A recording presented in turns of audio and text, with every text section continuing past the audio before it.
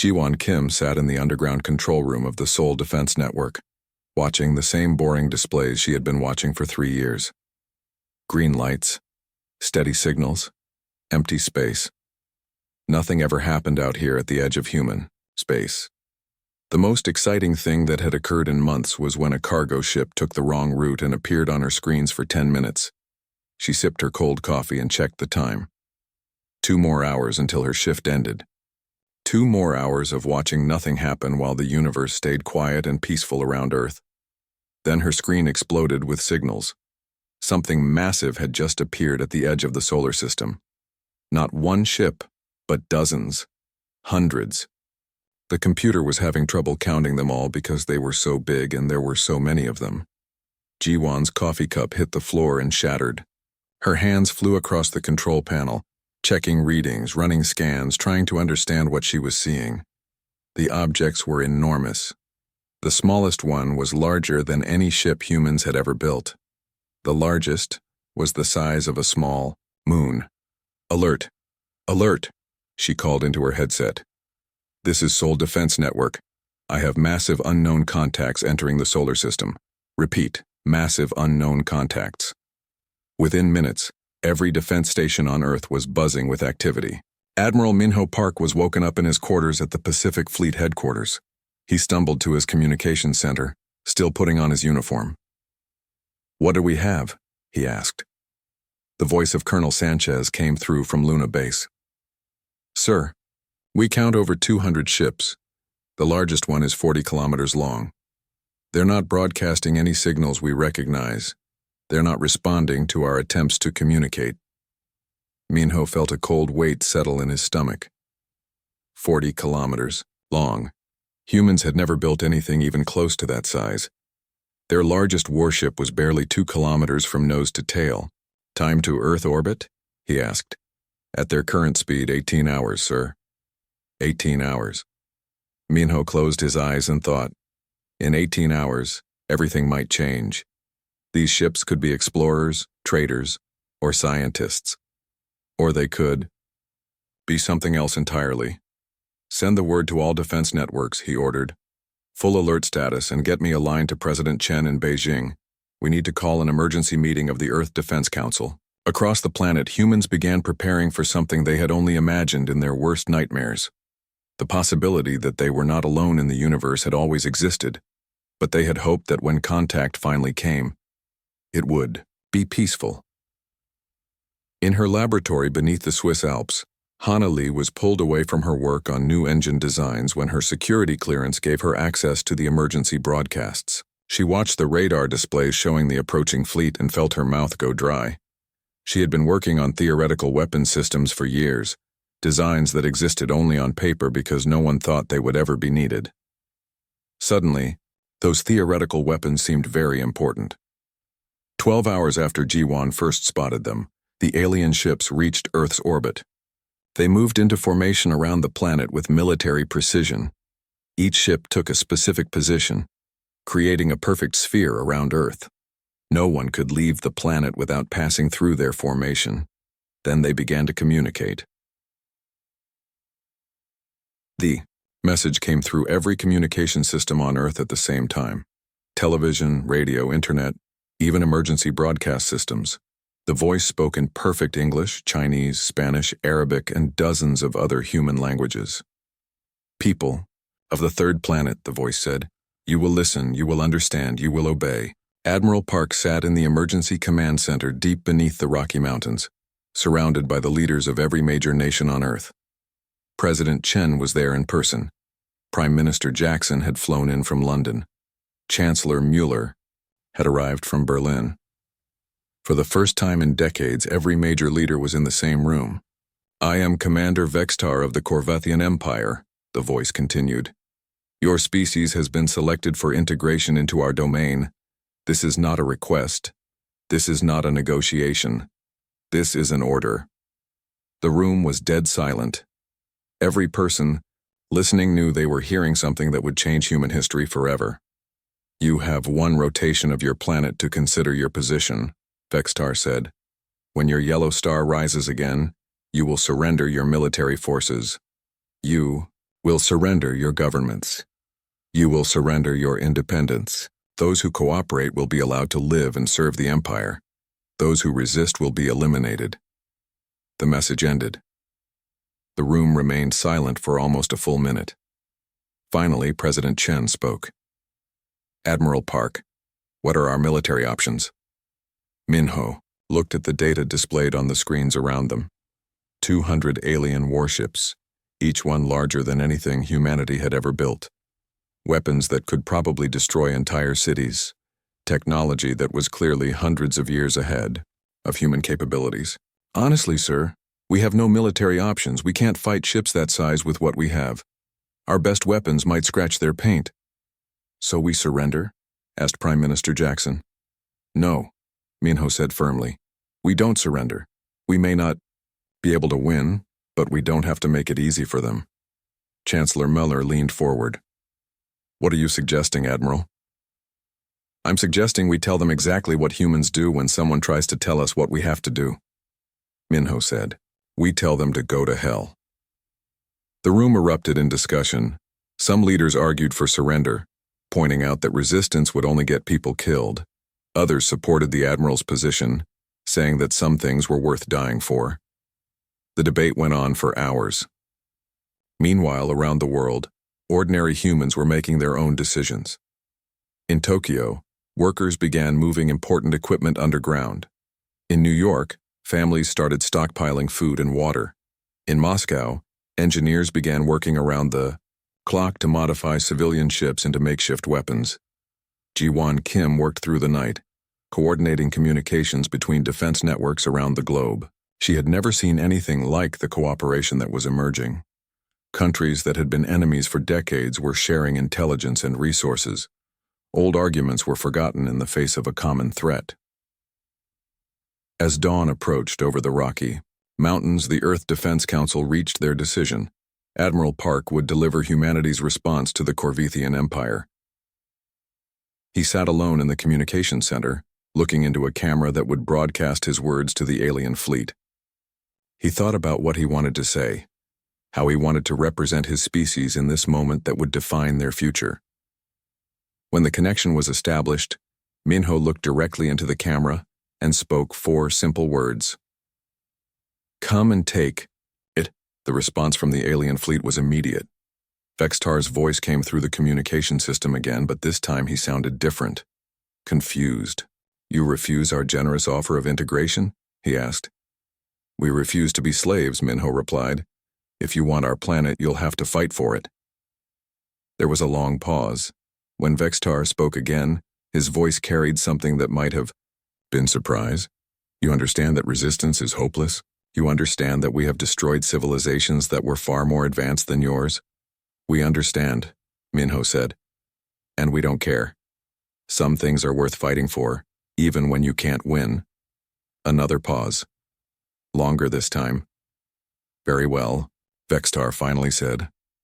You have chosen death over service. We will honor your choice. The communication ended. In her control room, Ji-won intercepted alien communications as the fleet began preparing for battle. Her translation software, enhanced with captured alien language patterns, started making sense of their messages. What she learned made her blood run cold. The aliens were talking about Earth as Target 847. They discussed human resistance with the casual tone of soldiers who had done this same thing hundreds of times before. They mentioned previous campaigns, previous species that had been integrated into their empire. But there was something else in their communications, something that gave Ji-won a small spark of hope. The aliens seemed confused by human resistance. Their battle plans were designed for enemies who would surrender after a show of force. They had protocols for dealing with submission, but their strategies for handling actual fighting seemed rusty, unused. According to their own records, not one of the previous 846 species they had conquered had fought back after seeing the size of the Imperial fleet. Humans were about to become the first. Ji-won sent her analysis to military headquarters. Within hours, every human commander knew what they were facing. An empire that had grown powerful through intimidation and overwhelming force, but which might not be prepared for an enemy that refused to be intimidated. It wasn't much of an advantage, but it was something. As the deadline passed and Earth's sun rose on a world that had chosen war over slavery, Admiral Park issued orders to every human military unit on the planet and in space. All units, this is Admiral Park. We're about to fight an enemy that's bigger, stronger, and more advanced than we are. They expect us to lose quickly and surrender. Instead, we're going to show them what humans do when someone tries to take our freedom away. We're going to fight. We're going to make them pay for every mile, every city, every ship they want to take from us. And we're going to teach them that some species will never kneel. Around the high. The first demonstration of Corvethian power came at dawn. Commander Vextar selected an abandoned space station orbiting Mars as his target. The facility had been empty for 5 years, left behind when humans moved their operations closer to Earth. It was perfect for showing these stubborn creatures what Imperial weapons could do. The flagship Dominion's Edge powered up its main cannon. The weapon was larger than most human buildings, designed to crack the surface of planets when rebellious populations needed to be reminded of their place. Across Earth, humans watched their screens as the space station simply ceased to exist. One moment it was there, a structure of metal and ceramic that had taken years to build. The next moment there was nothing but expanding gas and debris. The weapon that destroyed it could have easily wiped out any human city from orbit. Vextar opened communication channels to Earth again. His voice was calm, almost bored. "This concludes our demonstration," he announced. "You have seen what awaits any target we choose to eliminate. We await your surrender." In the command center beneath the Rocky Mountains, Admiral Park stared at the empty space where the station had been. Around him, military leaders from every nation watched the same display. The silence stretched for long seconds. Finally, President Chen spoke. "Admiral, your orders?" Minho Park had spent 30 years in the military. He had commanded ships in 3 different conflicts. He had seen good people die for causes that mattered.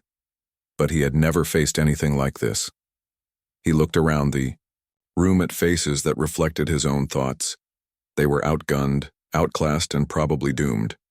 The smart choice would be surrender. The logical choice would be to save as many lives as possible. But humans had never been famous for making the smart choice when the choice was between safety and freedom.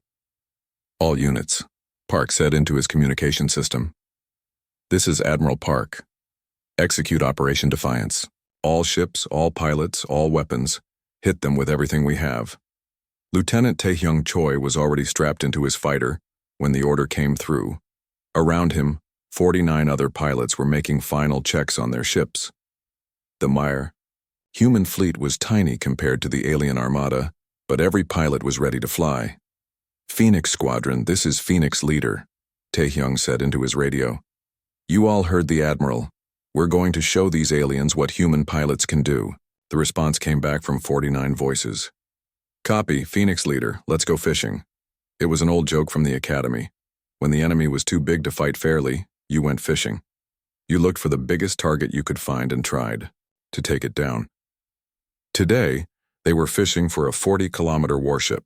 The human fleet launched from bases on Earth, Luna, and the asteroid belt. 200 fighters, 50 bombers, and 12 capital ships. Everything humanity could put into space. Against an alien fleet of over 200 ships, each one larger than humanity's biggest warship. The battle began badly and got worse.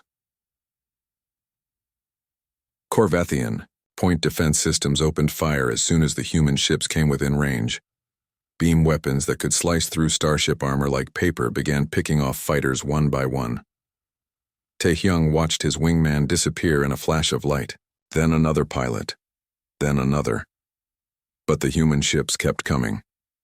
"Phoenix Leader to all units," Taehyung called. "Remember your training.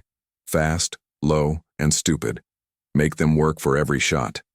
The human fighters scattered into attack formations that no sane military would use. They flew patterns that risked collision with their own ships.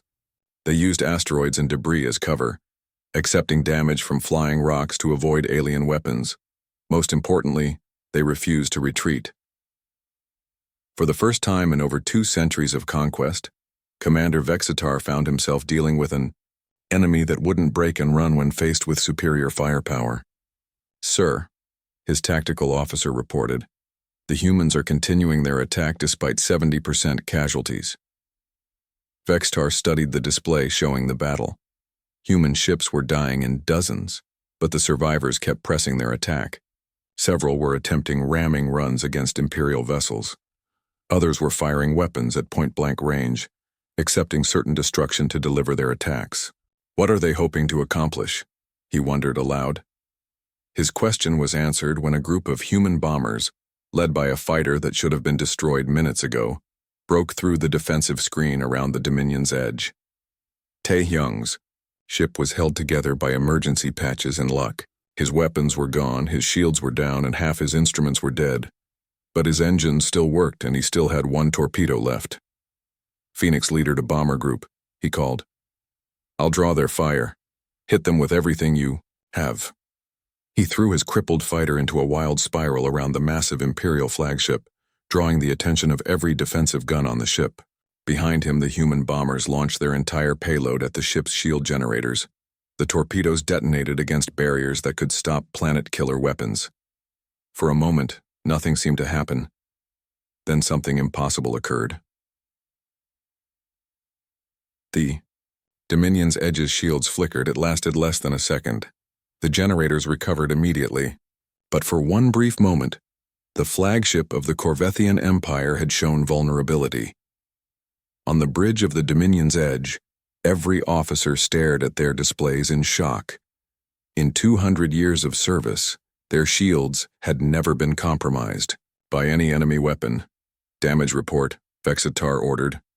"No damage, sir," the tactical officer replied. But the shield generators overloaded briefly when they absorbed the human weapons.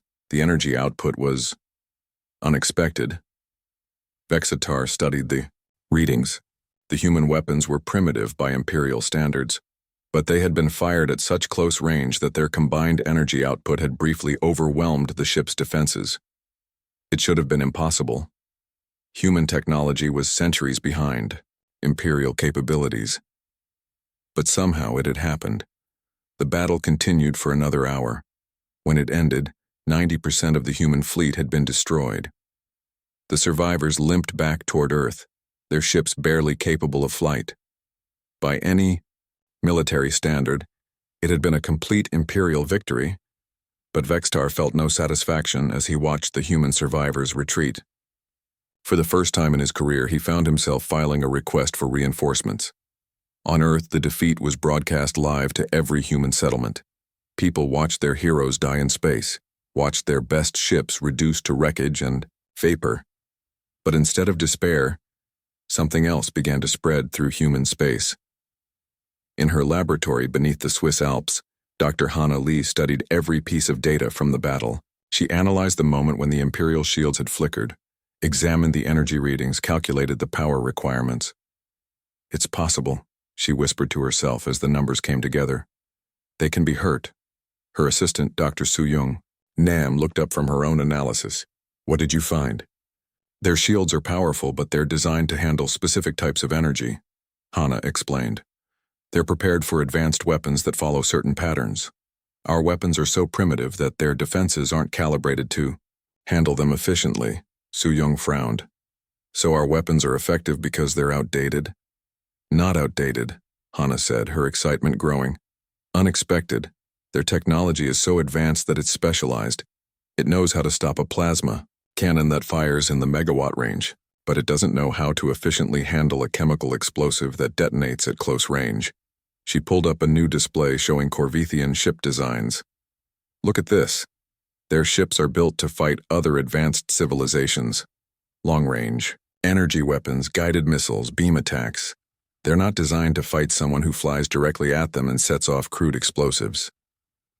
As news of Dr. Lee's discovery spread through the military command, a new strategy began to emerge. Humanity couldn't match Imperial technology, but they might not need to. They could be unpredictable instead. Admiral Park reviewed the battle reports with his staff. The losses were devastating, but the data was invaluable. "The pilots did their job," he told his officers. They prove these ships can be damaged. Now we need to figure out how to do it again with better results. Colonel Kim from the Seoul Defense Network raised his hand. Sir, we're getting reports from around the globe. Civilian populations are refusing evacuation orders. Instead, they're volunteering for military service. Park nodded. He had expected this. The battle had been a defeat, but it had also been proof that humans could fight back. People who had been afraid were now angry. How many volunteers? He asked. Over 10 million. So far, sir, and the number is growing. Admiral Park looked at the tactical display showing the Corvethian fleet in orbit above Earth. 200 massive warships, each one capable of destroying human cities from space. But in the past 24 hours, humanity had proven something important. The ships could be damaged. The Empire could be hurt. More importantly, humans had shown that they would rather die fighting than live as slaves. Commander Vextar stood on the bridge of his flagship, studying reports that made no sense.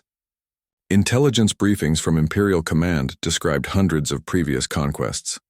In every case, the target species had surrendered after the first demonstration of Imperial power. But humans had watched their fleet be destroyed and responded by volunteering for military service. The second wave of human ships was nothing like the first. Where the human military had attacked with disciplined formations and standard tactics, the civilian fleet came at the Corvethian armada like a storm. Cargo ships fitted with mining explosives, passenger liners converted into missile platforms, construction vessels wielding industrial tools as weapons. Commander Vextar watched the approaching swarm with growing unease. In his 2 centuries of military service, he had never seen anything like it. Sir, his tactical officer reported, the humans appear to be using completely random attack patterns. Our targeting computers can't predict their movements. Vextar studied the displays. The human ships were flying in ways that violated every principle of space combat. They broke formation without warning, changed direction for no apparent reason, and seemed to be deliberately flying into dangerous positions.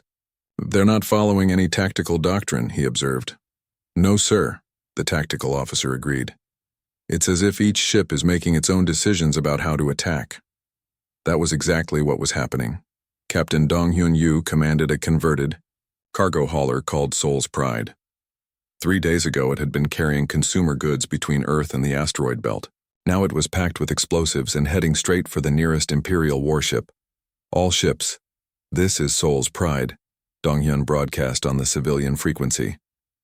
Remember, we're not trying to win a normal battle. We're trying to be so crazy that they can't figure out what we're doing. The response came from dozens of captains across the civilian fleet. Copy that, Seoul's Pride. See you on the other side.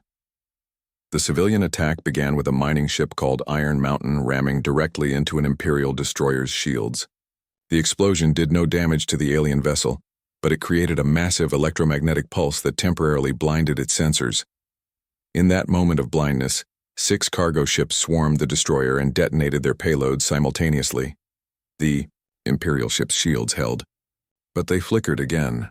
All across the battle zone, similar scenes played out. Human ships used tactics that no military academy had ever taught. They hid behind asteroid debris until the last second. They flew unpredictable patterns that made targeting difficult. Most importantly, they attacked in groups, concentrating their primitive weapons on single targets. One by one, Imperial shields began to show stress. On Earth, the civilian population was mobilizing in ways that defied every Imperial expectation. Yoonji Shin was 19 years old and had been studying computer programming at Seoul University when the aliens arrived. Now she sat in a basement beneath the university, surrounded by servers and communication equipment, working on a project that would have been impossible just days earlier. I'm in, she announced to the team of students and professors around her. I've accessed their communication network. Dr. Park from the engineering department leaned over her shoulder to look at the display. How is that possible? Their technology is centuries ahead of ours. Yoonji smiled. That's exactly why it's possible. Their security is designed to stop advanced hacking attempts. It's not designed to handle someone who breaks in using techniques that are so basic they don't think to defend against them. She pulled. upstreams of alien communications. Look at this. They're using quantum encryption for their important channels, but their routine traffic is barely protected.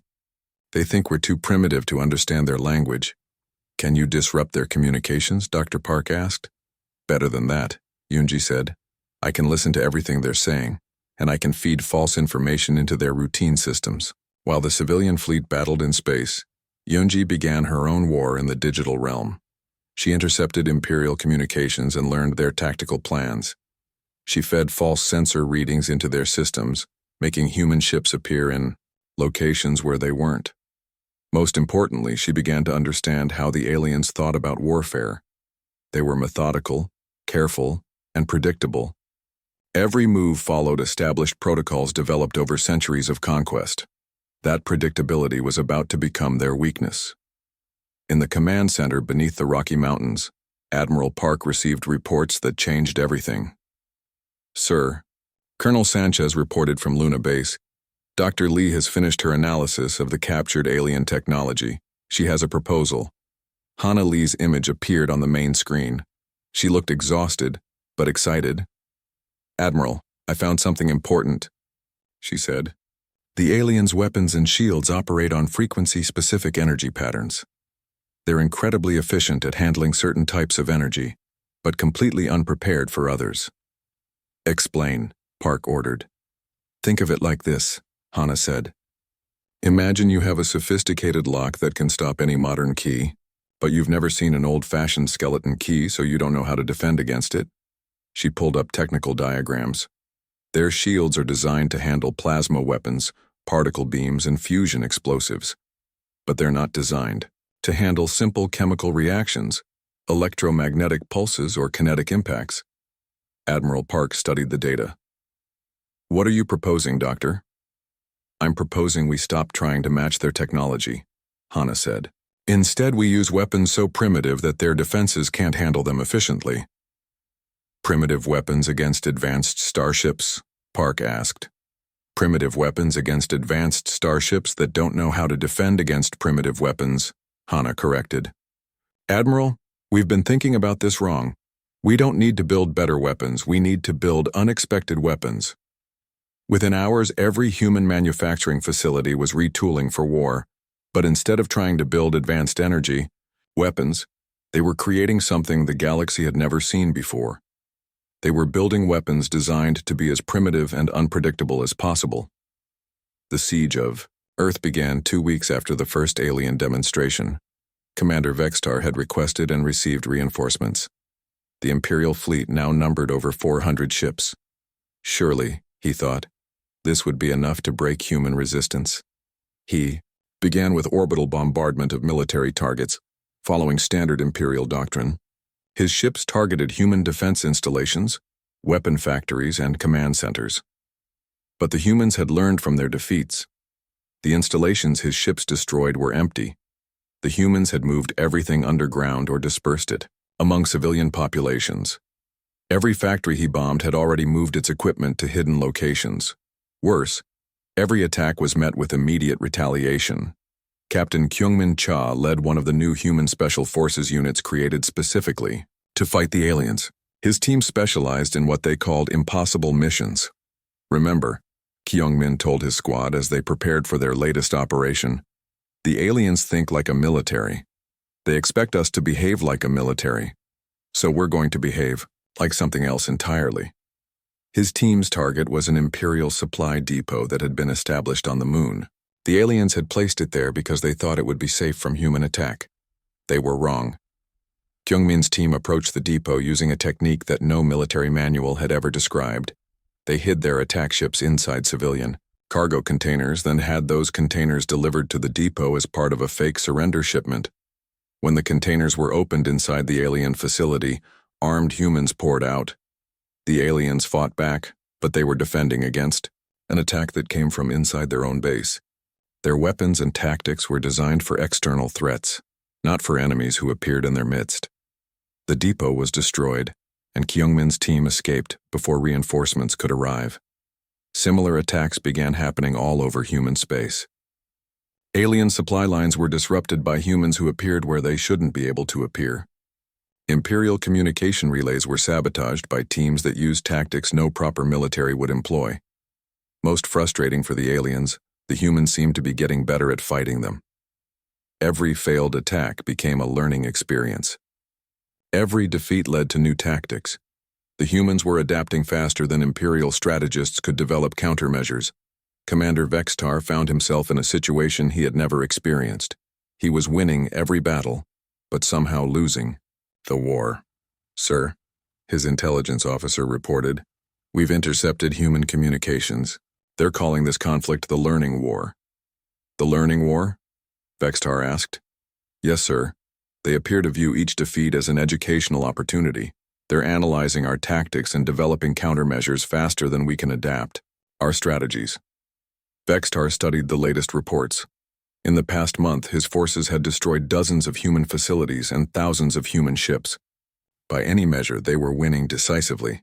But the human resistance was growing stronger, not weaker. "How is this possible?" he asked his staff. "We've eliminated most of their military capability. Their resistance should be collapsing."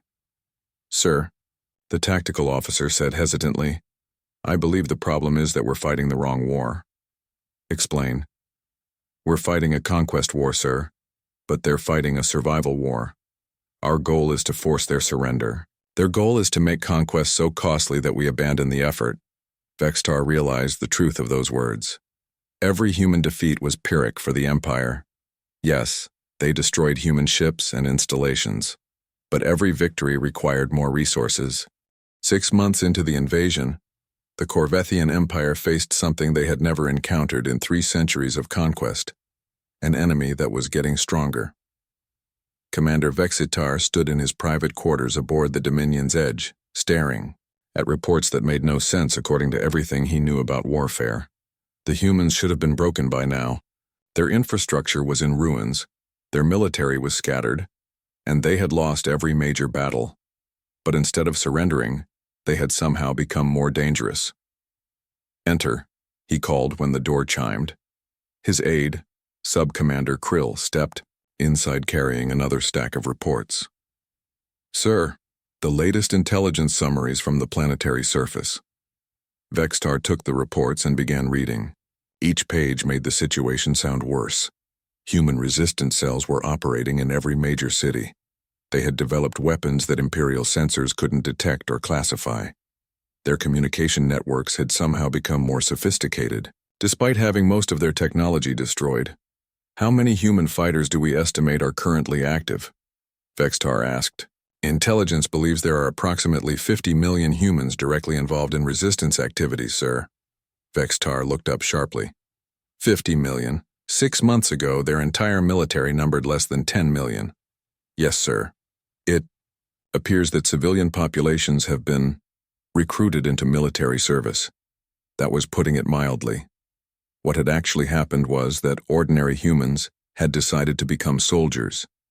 Teachers were building bombs. Factory workers were operating underground weapons plants. Children were serving as messengers for resistance networks. The entire human species seemed to have transformed into a military force. In the underground tunnels beneath New Tokyo, Captain Kyungmin Cha was planning an operation that would have been impossible when the war began. "Listen up," he told his team of 30 fighters. "Tonight we're going to capture an Imperial command post. Not destroy it. Capture it." His fighters looked at him with expressions that mixed excitement with disbelief. 6 months ago, human soldiers had been afraid to get close to Imperial positions. Now they were planning to take them over.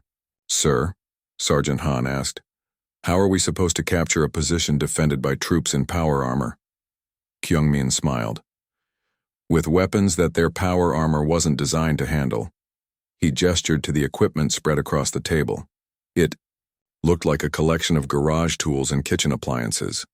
"Electromagnetic pulse generators built from microwave ovens," he explained. "They'll overload the aliens' power systems. Sonic disruptors made from modified speakers. They'll confuse their communication equipment. And good old-fashioned nets made from carbon fiber.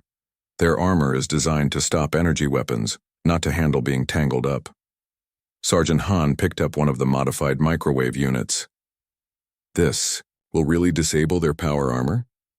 Dr. Lee's team tested it on captured equipment, Kyungmin confirmed. Turns out that making armor invulnerable to plasma cannons makes it very vulnerable to simple electromagnetic interference. The operation began at midnight. Kyungmin's team moved through the city using maintenance tunnels that the aliens didn't know existed. They emerged inside the perimeter of the Imperial command post. The alien guards were exactly where intelligence had predicted they would be. They wore armor that could stop tank rounds and carried weapons that could vaporize a human instantly. But they weren't prepared for humans who didn't fight like humans were supposed to fight. The attack began when Kyungmin's team activated their homemade EMP generators. The electromagnetic pulse didn't damage the alien power armor, but it caused every electronic system to malfunction for 30 seconds.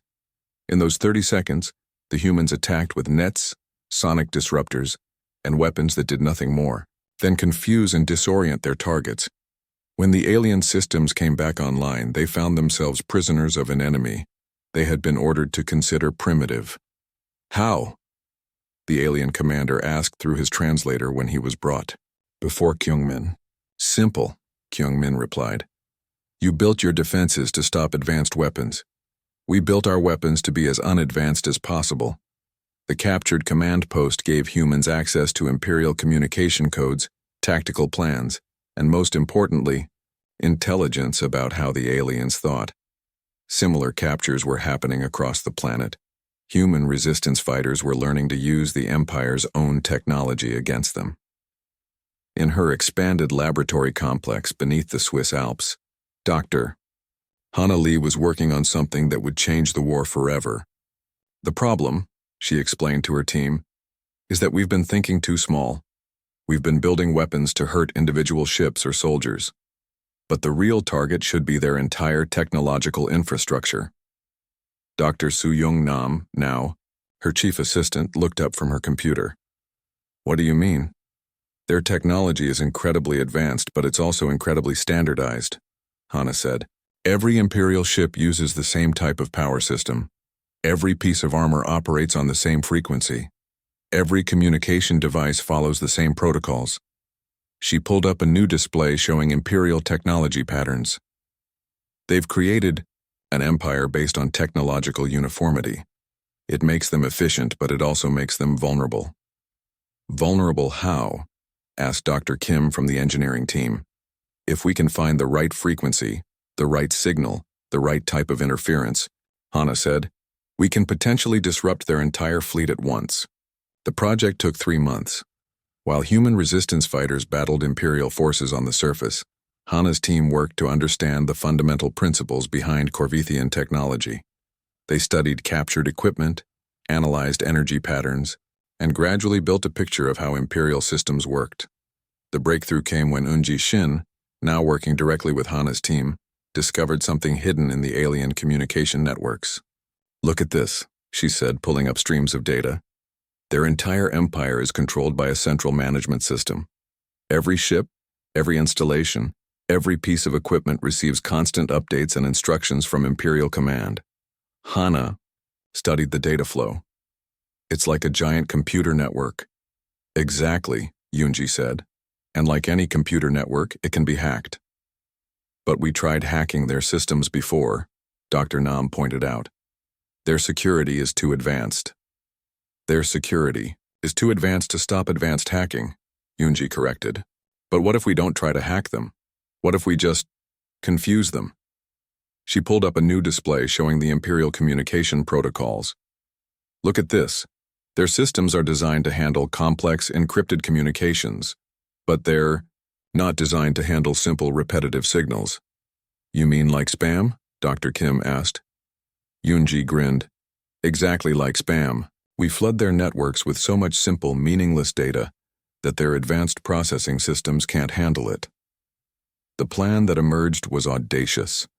Instead of trying to match Imperial technology, they would overwhelm it with something no advanced civilization would expect: junk mail. While the technical teams worked on their ultimate weapon, the war on Earth entered a new phase. General Yan Wu-jung had established a new command structure that reflected how the war had changed. Instead of traditional military units, She commanded a network of resistance cells that operated independently, but shared information and resources. Status report, she requested during the weekly coordination meeting. Good news and bad news, Colonel Kim reported. The good news is that we now control most of Earth's underground infrastructure. The bad news is that the aliens control most of the surface. What's our casualty situation? Yanwu asked. Military casualties are actually decreasing, Kim said. We're getting better at avoiding direct confrontation. Civilian casualties are more difficult to estimate, but morale remains high. That was one of the most surprising aspects of the war. Despite the destruction, despite the occupation, despite the constant threat, human morale had never broken. Instead, it had transformed into something the aliens didn't understand: determination. People who had never held a weapon were building bombs. Families were operating underground radio stations. Entire communities had reorganized themselves around resistance activities. The war had become personal for every human on Earth. Ma'am, Communications Officer Lee interrupted. We're receiving a priority transmission from Dr. Lee's facility. Hana's face appeared on the main screen. She looked tired, but excited. General Young, she said. We're ready for the final test. The final test took place in orbit above Earth, where Kyungmin Cha and his team had captured an Imperial communications relay. Remember, Hana's voice came through their earpieces. This is just a test. We don't know exactly what will happen when we activate the system. Kyungmin looked at the device his team had assembled. It looked like a collection of spare parts and civilian electronics held together with duct tape. Dr. Lee, he said, are you sure this thing won't just explode? Reasonably sure, she replied. It's designed to emit a very specific signal that should overload Imperial communication systems. The worst that should happen is nothing. And the best that should happen? Kyungmin asked. Imperial ships lose the ability to coordinate with each other, Hana said. They become individual vessels, instead of a unified fleet. Kyungmin activated the device. For a moment, nothing happened. Then every Imperial ship, The end began with a message that changed everything. Commander Vextar received the priority transmission from Imperial Command while preparing for what he hoped would be the final assault on Earth. The message was brief and terrifying. Planet Killer. Vessels Absolute Zero and Final Word have been deployed to your sector. You have 72 hours to evacuate Imperial personnel from the target system. Complete sterilization authorized. Vextar stared at the message in disbelief. Planet killers were weapons of last resort, used only when the Empire faced threats to its very existence. In 3 centuries of conquest, they had been deployed fewer than a dozen times. Sir, his aide Subcommander Krill asked, your orders? Vextar looked at the tactical displays showing Earth surrounded by his fleet. 400 Imperial warships, the largest force ever assembled for a single conquest, and it wasn't enough. The humans had not only refused to surrender, they had inspired resistance throughout the Empire. Reports were coming in from dozens of sectors about conquered species questioning their submission, demanding rights, organizing protests.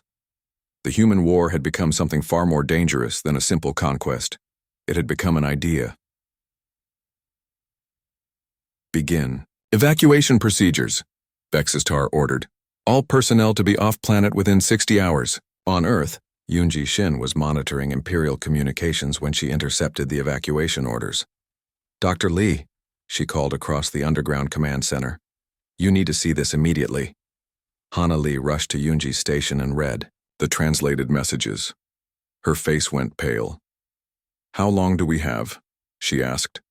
72 hours until the planet killer ships arrive, Yoonji said. Maybe less. Hana closed her eyes and thought. 72 hours to save not just Earth, but every human who had ever lived. Get me General Young, she ordered, and prepare to broadcast on all frequencies. It's time for the final gambit. General Yanwu Jung was in the rebuilt command center in Seoul when the call came through. Around her, staff officers coordinated resistance activities across the globe, unaware that in 3 days none of it would matter. General, Hana's voice came through the communication system. We have a situation.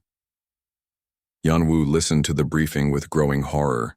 Planet killer weapons, complete sterilization, the end of human civilization. What are our options, Doctor? She asked. We have one chance, Hana said. But it requires everything we've learned about Imperial technology, every resource we have left, and a plan so insane that it might actually work. Explain. We're going to hack the planet killer ships. There was silence in the command center. Dr. Lee, Yanwu said carefully, those ships are designed to destroy planets. They're going to have the most advanced security systems in the Imperial fleet. That's exactly why we can hack them, Hana replied. Their security is designed to stop advanced attacks, but we're not going to use advanced attacks. We're going to use the most primitive computer virus in human history. The plan that Hana outlined was indeed insane. Instead of trying to break Imperial security, they would create a virus so simple, so basic, that Imperial computers wouldn't recognize it as a threat. A virus that would spread through every system on the planet killer ships, not to destroy them, but to broadcast a message. A message? Yanwu asked. Our story, Hana said. The complete history of human resistance. Every battle we've fought, every victory we've achieved, every time we've proven that the Empire can be defeated. We're going to broadcast it to every ship, every station, every world in the Imperial network. Yanwu understood immediately. They weren't just trying to save Earth. They were trying to save every species the Empire had ever conquered. How long do you need? She asked. 60 hours to prepare the virus and plant it in the Imperial communication network, Hana said. Then 12 hours for it to spread through their entire system before the planet killers arrive. Do it, Yanwu ordered. The next 60 hours saw the greatest coordination effort in human history. Every resistance cell on Earth contributed resources. Every captured piece of Imperial technology was analyzed for vulnerabilities. Every human with technical knowledge worked around the clock to create something that had never existed before. A virus designed not to destroy, but to inspire. Captain Kyungmin Cha led the team that would plant the virus in the Imperial communication network. His target was the main relay station aboard the Dominion's Edge, Commander Vextar's flagship. Remember, he told his team as they prepared for their final mission. We're not trying to capture the ship, we're not trying to destroy it. We just need to plug one small device into their communication system. The device was the size of a thumb drive and looked like something a human child might build from spare electronics. It contained the most important information in human history. Sergeant Han looked at the tiny device. That little thing is going to save the world? That little thing is going to save the galaxy, Kyungmin corrected. The insertion team used every trick they had learned during the war. They approached the Imperial flagship hidden inside a garbage transport, timing their arrival to coincide with routine waste disposal. They moved through maintenance tunnels that Imperial sensors ignored. Most importantly, they acted like maintenance workers, not soldiers. When Imperial guards saw humans in work uniforms carrying cleaning supplies, they didn't see a threat. They saw conquered civilians performing menial labor, exactly what the Empire expected to see. Kyungmin's team reached the communication center without firing a shot. Are you sure this will work? Han whispered as Kyungmin connected the device to the Imperial communication array. Dr. Lee says it will, Kyungmin replied. And she hasn't been wrong yet. He activated the device. For a moment, nothing happened. Then a small light blinked green. Upload complete, Kyungmin announced. Let's go home. 12 hours later, the virus began to spread. It didn't attack Imperial computers. Instead, it simply added one extra file to every message, every data transfer, every communication in the Imperial network. A file so small that security systems ignored it. But when that file was opened, it contained something that had never existed in the Imperial network before. The truth. The complete story of human resistance. Video recordings of battles where humans had defeated Imperial forces. Technical specifications showing how primitive weapons could overcome advanced defenses. Most importantly, proof that the Empire could be resisted. Commander Vextar was reviewing final evacuation reports when his communication officer made a discovery that changed everything. Sir, the officer said. "We're detecting unusual data transfers throughout the Imperial network." "Define unusual," Vextar ordered. "Small files are being attached to all communications, sir. They appear to contain historical records." Vextar pulled up the files and began reading. What he found made his blood run cold. Detailed accounts of human resistance operations, technical analyses of Imperial weaknesses, strategic assessments proving that the Empire was not invincible. "How long has this been spreading?" he asked. "Approximately 6 hours, sir. It's now present in communication networks throughout the Empire." Vextar realized that the humans had achieved something impossible.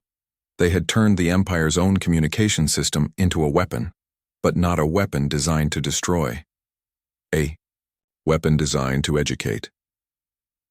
Across the galaxy, conquered species were learning that resistance was possible.